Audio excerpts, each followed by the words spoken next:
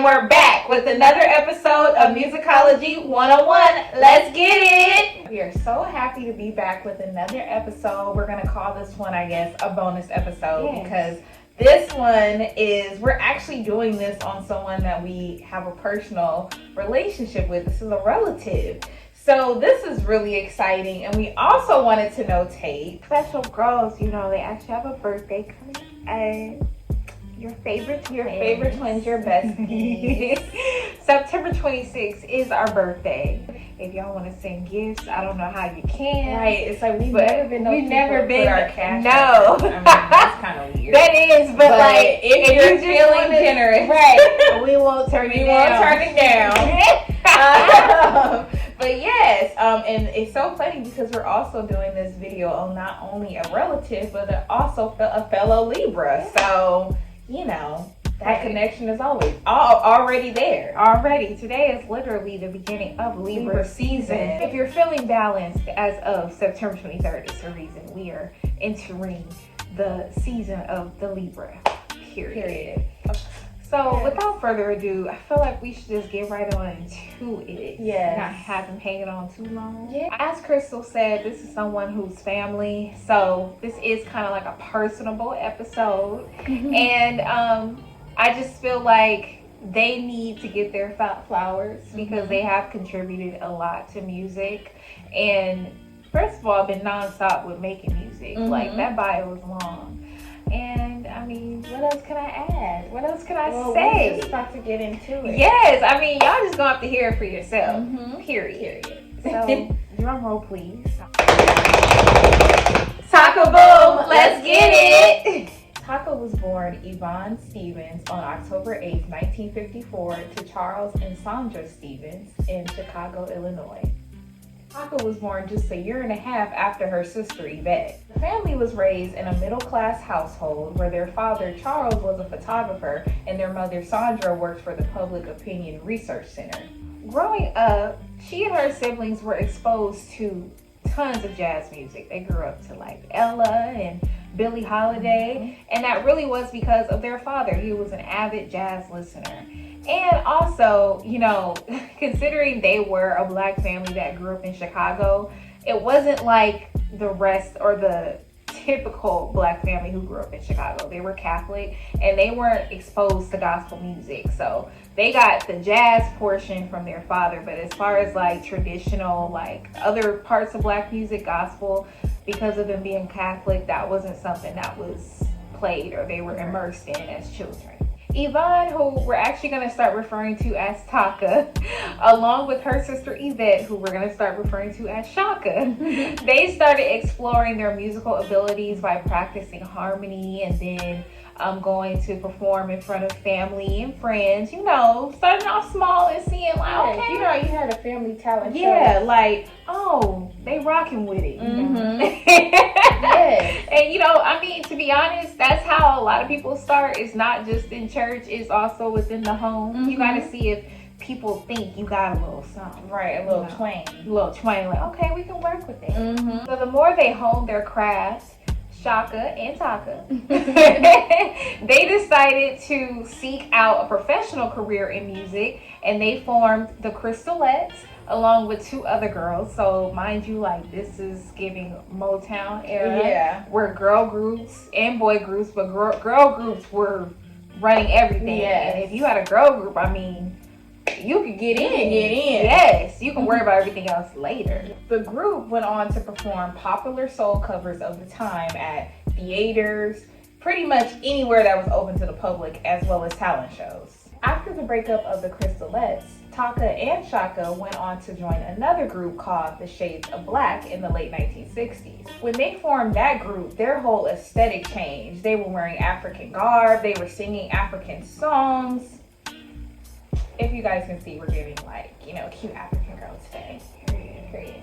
But they also changed their diets to vegetarian. I mean, come on. And you have to think like this during the late 60s, this was during the time of Black is Beautiful, the Black Panther movement, the Black Power movement. Like, things were changing. People were becoming more accepting. People were wearing their natural hair. So this group really reflected that change. And they were in the heart of a lot of where that change was taking place. They were in Chicago, which speaks for itself. I do want to mention that also during this time, the girls were both very rebellious. They were also running away, and they dropped out of high school early on. And mentioning that, like, growing up around both Auntie Taka and Auntie Shaka, they both stressed how important education is. So that's one thing, like, I definitely want to pinpoint is education is so important. And because of, you know, them having to drop out of school, because at that time things were different. You know, it was definitely, it's go home or never come back. I don't know. Like, you know, like go hard or go home, basically is what I'm trying to say. They had to either get it or, you know, try to figure out another way. And if they had the opportunity back in those days, that was the option. So, but for sure, growing up around them, they always stretched education. After the disbandment of Shades of Black, the girls, they still were performing and experimenting musically with different bands. But by 1970, Shaka decided to leave Chicago for good, and she packed her bags and she was out the door to LA, to Los Angeles, and Taka followed her not too long after as well. After Taka's move to LA, she met and married saxophonist John Broombach, and from his nickname Boom, she was able to complete her stage name, which we all know and love her as Miss Taka Boom. Period. I just genius. It is genius. Going back to their names itself, Taka and Shaka, if I'm not mistaken, during their Shades of Black era, I think their names were given to them like by like an African like priestess, because like we talked about, this is like that movement of us trying to get back to our African roots. Yes. So, you know, them taking back their name, that was them doing that, and it just stuck ever since. Just in case people don't know, like, their names are not originally Taka and Shaka. Right. Those are the names they got back. And going back to Taka's husband, John, he actually worked for Rufus, the Gap Band, and Parliament Funkadelic. And Taka did do some vocal work for them as well, for Parliament Funkadelic too. Yeah, so she's a part of that whole thing. Yes. And if you don't know already, we have done an episode on Mr. George Clinton. Go check that one out. Go back and watch that one for reference. Yes, for reference. Taka, while in LA, she also did some session work with DJ Rogers on his Say You Love Me album, which is one of me and China's favorites. Say you love me. Say you love me. I need you. That one. To see me through. Yeah, that one. That album, as well as Sly Stone and Carl Carlton. In 1976, Norman Whitfield, who at the time just left Motown, ended up auditioning Taka for his group, The Undisputed Truth. Norman, he was extremely impressed with Taka and her skills, and he felt like her voice was very reminiscent of like a rock singer with soul and that of a gospel singer, which when we go back and we say, like, you know, they did not grow up immersed in gospel music because of their Catholic upbringing, but you know, with us Black people in general, it's deeply rooted in us anyway. So he was impressed with the vocal ability that she had as well as her sound. Now, going back to the group that she auditioned for, The Undisputed Truth, they had already been an established group with their hit single 1971, Smiling Faces Sometimes. However, with these changes and Norman even having to audition Taka, the group just kept having different lineup changes. There was only one original member left in the group. The last remaining group member who was in the original lineup was Joe Harris. In 1976, the group released Method to the Madness, and that album produced 2 hit singles. First was You Plus Me Equals Love and Let's Go Down to the Disco. You Plus Me Equals Love reached number 48 on the Billboard Hot 100 and number 37 on the R&B chart. The tracks peaked at number 5 on the National Disco Action Top 40 chart. I'm sorry, you know, I want to make sure we always get the chart correct which chart it was. It was the National Disco Action Top 40 chart. Yeah. It's a mouthful, but I gotta have the correct information. Outside of the US, this song was the group's one and only UK hit and peaked at number 43 on the UK singles chart in early 1977. This album definitely marked a significant change within the group's usual sound, but by 1978, not long after the release of this album, Taka actually left the group. In 1978, Taka went on to join the Glass Family, which was originally a psychedelic rock band, but they were working on a disco EP, so they needed that Taka sound. The project was developed by Jim Callan, and he released the record independently on his label JDC. The project produced a hit single called Mr. DJ You Know How to Make Me Dance, which reached number 88 on Billboard's R&B chart in November of that year. By 1979, she signed a solo deal with Areola America.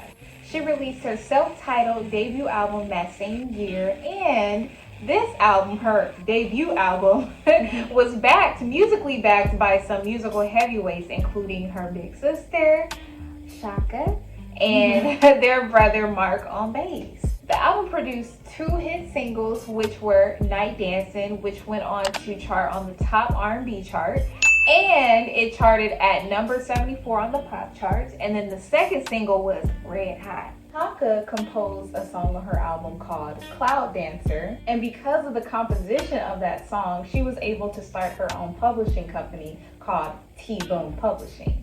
Unfortunately, around this time, Areola America decided not to go forward, and she wasn't even able to release any more singles for that project. However, by 1980, Taka reunited with Norman Whitfield to join his Dream Machine project. The Dream Machine lineup included Taka as well as some other original Undisputed Truth members like Joe Harris, as well as other musicians. The Dream Machine had a hit single which was called Shakedown, and it was a big hit in the clubs.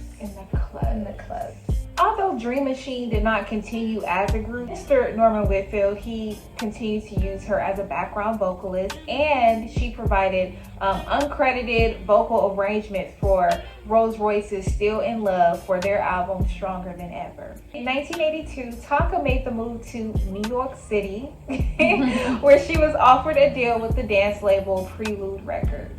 In 1983, she released her album Boomerang, which was released through Prelude and Mercury. Not long after that, she was actually moving on from her deal with Prelude. While reading the New York publication Village Voice, she saw an ad that was taken out by Billy Rush.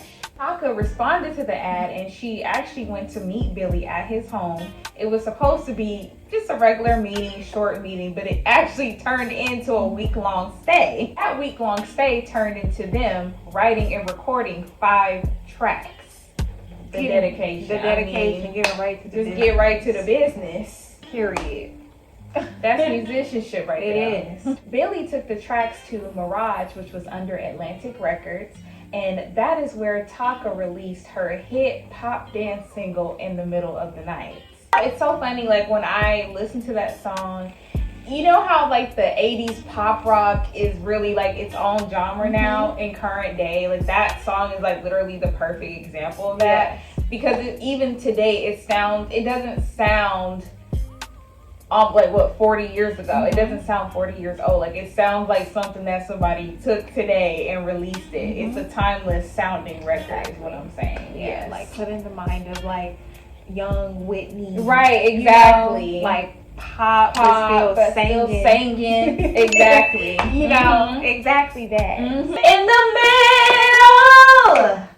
of the night, hold me, 'cause I'll be ready to heat up your love till it's burning bright. In the middle of the night, in the middle of the night, hold me, 'cause I'll be ready to heat up your love, burning bright in the middle of the night. Yeah, that gives me like an energy boost. Yes. In the middle of the night, hold me, 'cause I'll be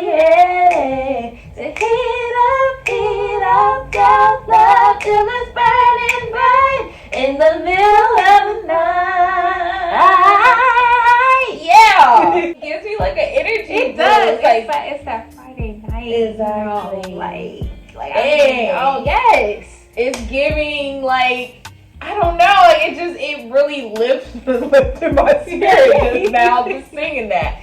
And I do want to know, even just singing that, like, you know, Taka and Shaka, yes, they are sisters. They are so close in age. Their voices, because they're sisters, are similar, but they're also so very different. Very different. Not like the same. I don't know. Like, it's just, it's not the same at all. She has her own. It's a distinct voice. Very distinctive. Yeah. I can't even say she sounds like anybody else but herself. Yeah. I can't compare her, not even to her sister. No. It's her own lane. Exactly. Yeah. Going back to In the Middle of the Night, that song ended up charting number 63 on Billboard's R&B chart. After her deal with Mirage, she left New York, went back to LA, and then later Phoenix, and by the mid-1990s, she was settled in London. London. During that time, she recorded another dance hit called Lost in the Rhythm of Love on the British Indochina imprint. Not long after, she joined the UK-based blues band, The Blues of Cain, and became the lead vocalist. And she also continued to release dance records throughout the 90s as well. And actually, recent times, as in this year, she released a cover of Dorothy Moore's Misty Blue with backing vocals from her brother Mark and her sister Shaka. And, you know, I feel like that song fits her voice perfectly. Yeah. Because she does have that bluesy gospel grit type voice. So I feel like what other song to cover than that? That was a perfect choice. Yes. And it is on all streaming platforms as well. I definitely would say go take a listen to that. Miss Taka is very much available to her fans. Yes. She does communicate with her fans. She is heavily promoting her new single. You know, it's a blessing to still be able to, first of all, make a living off of your art. Yeah. You know what I mean? And still be able to have the want to be able to still do what you love. Yes, to still create. And that is the gift in itself. You know, people have different meanings of what they think success is, but that is success. Exactly. She's still creating, and I feel like that is the overall for a lot of the artists that Chyna and I do on this show. Some of them, unfortunately, are no longer here with us, but you know, the ones that we have covered, they are still kicking and fighting and releasing music, like, you know, like new music, not. You know, they're releasing new music. They're still performing. Yeah. They're active with their fans. They're in a whole new generation of technology. You know, so that is a blessing, and that's cool in itself. Yes. And I like to also add that we love our Auntie Taka. Yes. And she was always the sweetest to us, always very nurturing and to encouraging. Us, and encouraging everything that we wanted to do. She always, and she's and still is very encouraging to us. And she makes amazing food, because if you know Chris and I, we don't really eat other people's food. But she can cook. She can burn. She can cook too. Yes. So we just also want to tell her, like, we love you so much. Yes, we do. And we wanted to do this special for you. This special bonus episode for you and for you only. Exactly. Period. Well, that's the end of Musicology 101 for now. Yes. But we will be back. Yes, with another episode for the Sisters series. Don't forget to like, comment, and subscribe, you guys. Please. And share. Share with your family and your friends. We're on TikTok. We're on Instagram, the Twitter, the Facebook. Anywhere you are, we are too. Period. We love you guys. And we'll see you guys when we're 28. Yeah, bye.